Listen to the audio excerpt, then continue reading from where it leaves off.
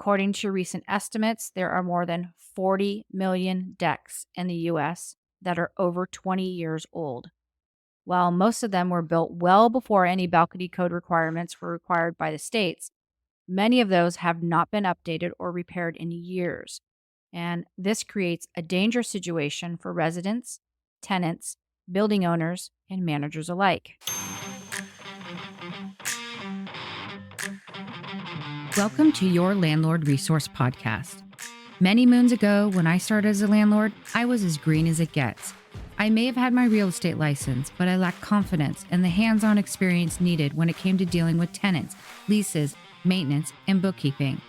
After many failed attempts, fast forward to today, Kevin and I have doubled our doors and created an organized, professionally operated rental property business. Want to go from overwhelmed to confident? If you're an ambitious landlord or maybe one in the making, join us as we provide strategies and teach actionable steps to help you reach your goals and the lifestyle you desire, all while building a streamlined and profitable rental property business. This is Your Landlord Resource Podcast. Hello there, landlords.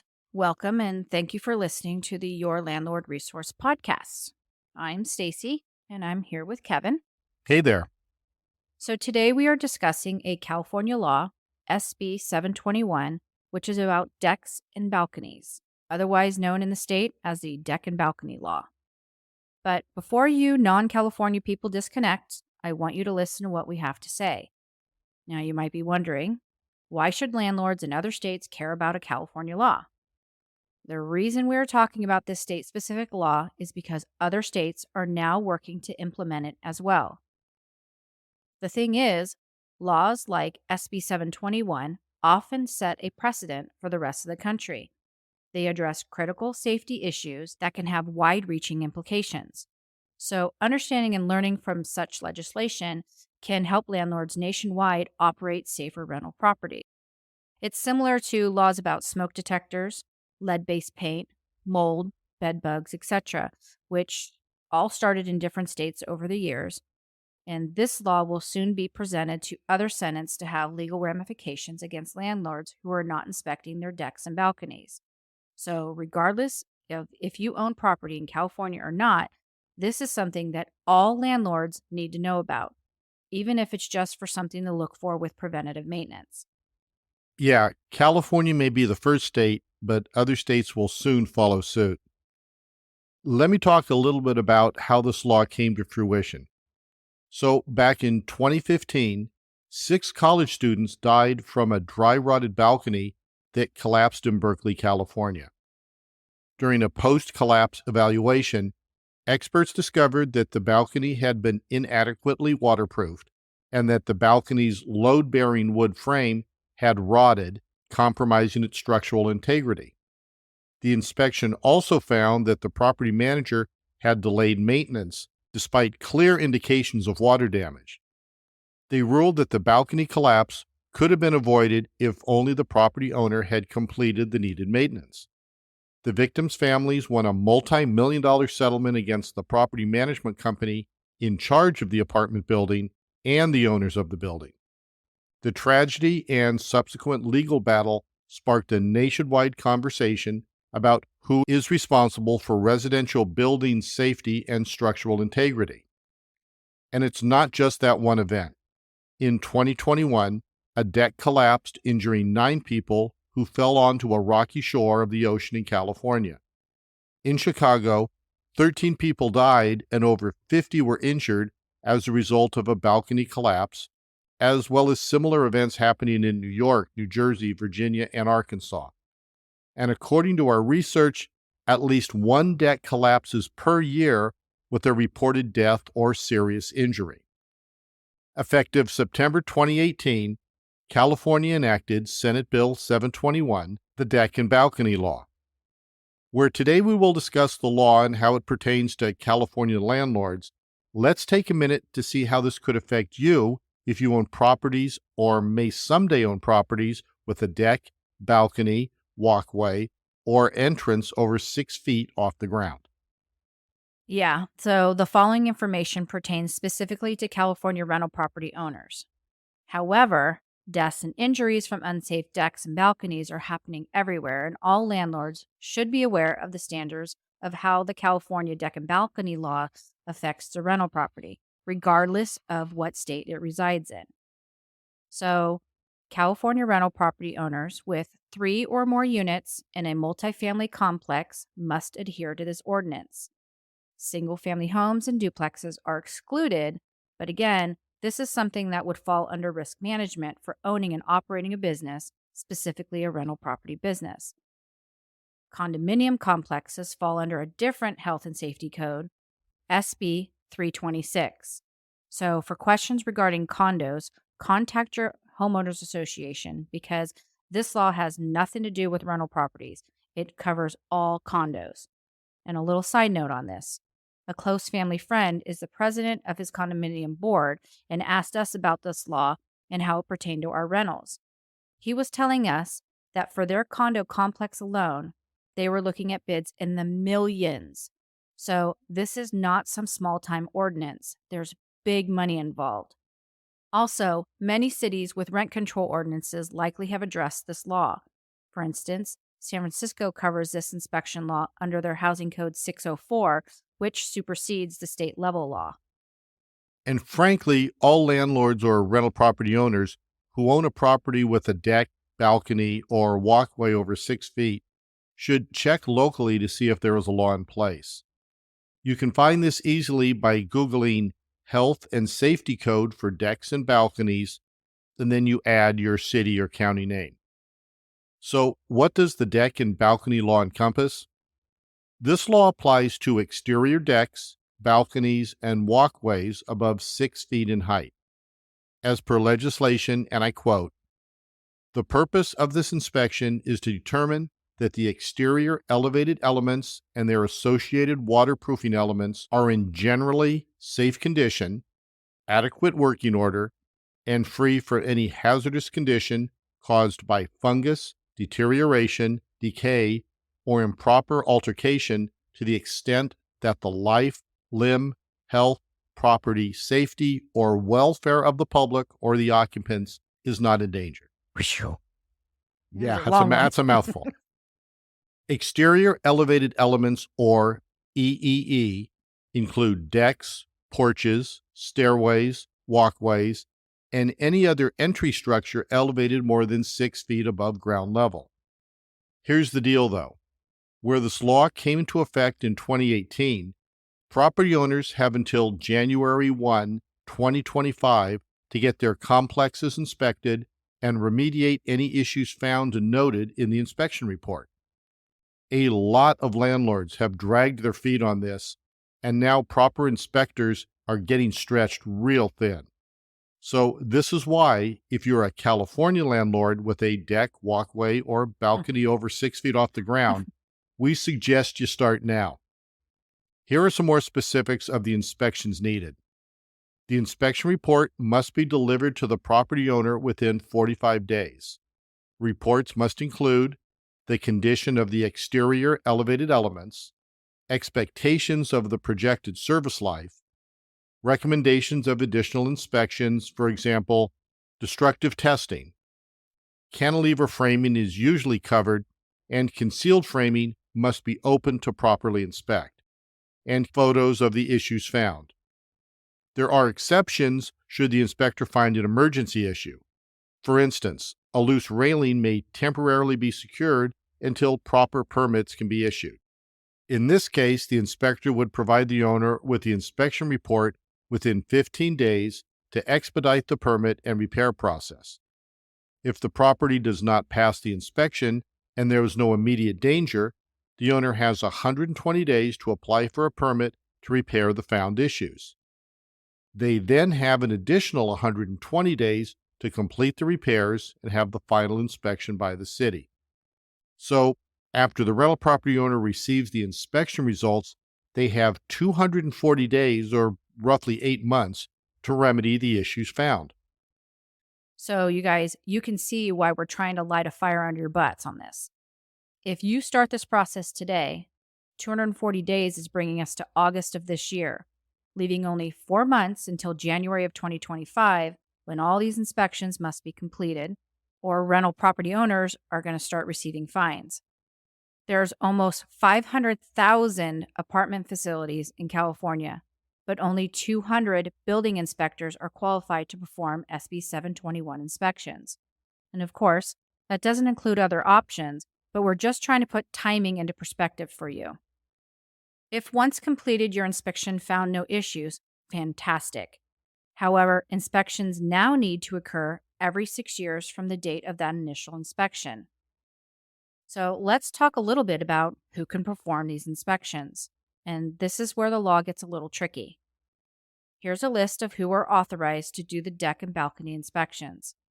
You can use a licensed architect, licensed civil or structural engineer, a building contractor with a Class A, B, or C5 license held for a minimum of 5 years, or a certified building inspector or building official.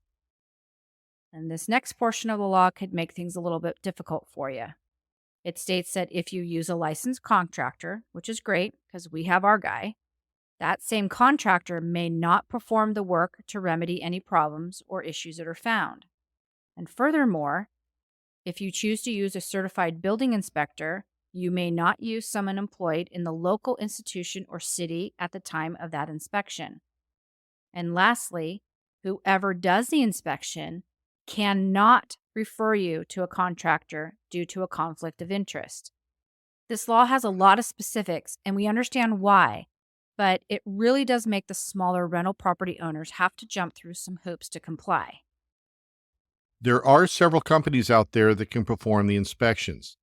And if you do an online search, many options will come up. We did receive a quote from Dan Cronk, president of Deck and Balcony Inspections, Inc. His company can do inspections throughout the entire state of California. The estimate for our inspection came in between $500 and $650. On our bid, we were given the option of just receiving the one-time inspection and then being responsible for getting subsequent inspections on our own within the next 6 years at a cost of $650. Another option was to join their service for a small monthly fee, around $8, and receive a discount on the initial inspection.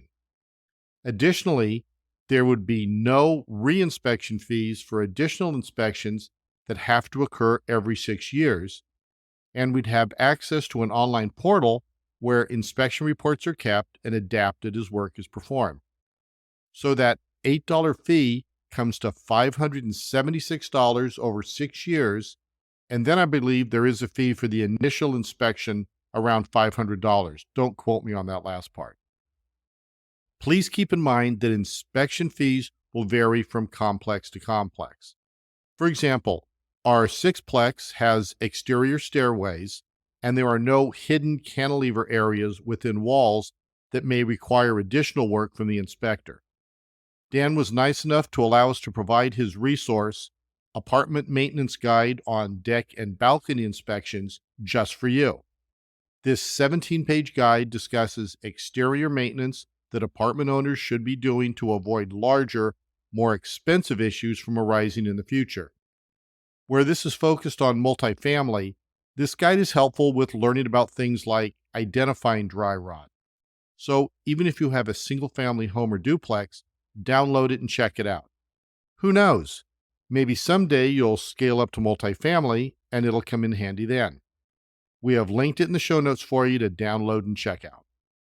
Yeah, that is a great resource that his company developed. Here are some additional items we want to note. This law does not cover fire escapes. And the reason being is that those are not meant to be used for people to loiter on. Those, by law, are only to be used for safely exiting a building during a fire or other emergency when the front entrance is blocked or unsafe to exit through. But you know as well as I do, many people hang out on those fire exits on hot evenings to cool off. And we have seen many people using fire escapes during a party to smoke or get fresh air. The most common issue found is dry rot from improper waterproofing. In California, we see a lot of buildings that have stucco exteriors, which is great for the damp, salty weather from the ocean and for the hot weather that our valleys get. But back in the day, Many of the contractors didn't properly waterproof around where the cantilever floor joists extend out from behind the stucco to create a deck or a balcony.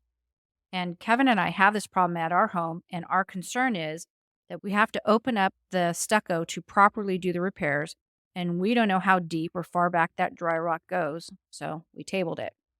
Until this year. Yeah. And that's one of the items on our repair list for 2024. And it kind of stinks because it's one of those no show improvements we have to get done. And we have no idea if it's going to be a small, easy job or expensive and really involved one until we open that wall up. Yeah, and then you have the issue of trying to match the stucco, which was done way back in the 70s. So you can see why the state has given such a long time to be compliant with this law. There are considerations to the amount of work that needs to be done, as well as costs to pay for the work to be completed. If you don't comply with inspections, there will be penalties from $100 to $500 per day. In addition, if a civil fine or penalty is assessed, the local jurisdiction can choose to issue a safety lien against your facility. If a building owner refuses to pay non-compliant fines, the local jurisdiction can satisfy that lien through foreclosure.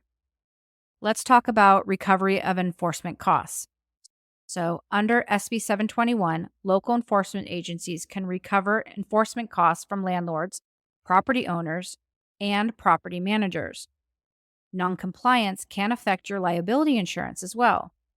If a facility does not comply with SB 721, it may impact the landlord's insurance eligibility and make it more difficult or impossible to secure adequate insurance coverage. Also, if you're thinking of selling or exchanging your rental property, complete the inspections prior to selling your 3+ unit properties. Because if not, an inspection will be performed during escrow, and any issues that are found could delay the closing of the sale as well as your final sales price. California landlords, read Senate Bill 721 for additional details and information. We're going to link it in the show notes so you can check it out. So it's important to remember that the location and number of units should not have anything to do with how the California deck and balcony law affects your rental property. If you own a single family home or duplex, yes, you are exempt from the law, but you are not exempt from the health and safety of your tenants. The bottom line is that regardless of the size or location of your rental property, all landlords and rental property owners with elevated balconies or walkways over 6 feet high should be getting inspections from a structural engineer or a general contractor to ensure the safety of their tenants. Where most of us can inspect general items on our inspection checklist, something structural like a deck or a balcony should be inspected periodically by someone who knows what to look for. And luckily for all other states, you can use the same contractor to actually conduct inspections and any repairs needed and be done. It's a small investment in safety that really pays off in the long run. Okay, you guys, before I wrap it up, let me reiterate this. According to recent estimates, there are more than 40 million decks in the US that are over 20 years old. While most of them were built well before any balcony code requirements were required by the states, many of those have not been updated or repaired in years. And this creates a dangerous situation for residents, tenants, building owners, and managers alike. Balconies and decks that are not up to code are potentially unsafe and must be remedied immediately. Okay, that's our show for today. Short, sweet, to the point. We'd love to connect with you. We have a great newsletter with all kinds of tips and articles for rental property owners that you can sign up for. It's free.